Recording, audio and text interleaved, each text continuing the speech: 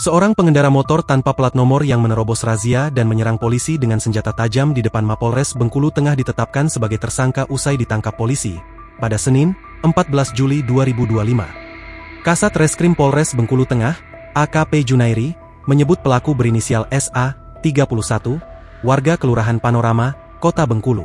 Hasil pemeriksaan menunjukkan bahwa SA merupakan residivis dalam 6 kasus berbeda dan pengguna narkoba aktif. Setelah kita mintai keterangan, pelaku merupakan residivis 6 kali dengan beberapa kasus dan hasil cek urin, ternyata positif narkoba, ujar Junairi saat dikonfirmasi melalui telepon.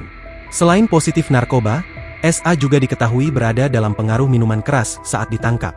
Motif pelaku menyerang anggota polisi, karena tidak terima saat diberhentikan ketika operasi Patunala 2025. Karena pelaku takut, jika penggunaan narkobanya terungkap, ucapnya. Lebih lanjut, Junairi menjelaskan bahwa sepeda motor yang digunakan pelaku merupakan kendaraan bodong yang tidak memiliki dokumen kepemilikan sah. Saat dicek Satlantas, ternyata nomor rangka kendaraannya tidak terdata. Kita menduga sepeda motor ini hasil curian. Kita masih melakukan pengembangan, jelasnya. Sebelumnya, peristiwa bermula saat petugas menggelar operasi Patunala 2025 di Jalan Lintas Bengkulu Tengah Kepahyang, tepat di depan Mapolres Bengkulu Tengah, sekitar pukul 10 waktu Indonesia Barat. Seorang pengendara motor tanpa plat nomor tiba-tiba menerobos razia.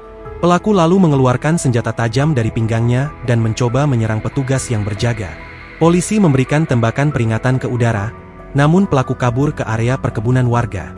Setelah dilakukan pengepungan dan pengejaran, pelaku berhasil diringkus dan dibawa ke gedung Satreskrim Polres Bengkulu Tengah untuk diperiksa lebih lanjut.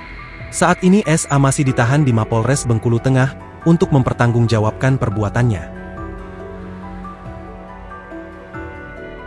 Download Tribun X sekarang, menghadirkan lokal menjadi Indonesia.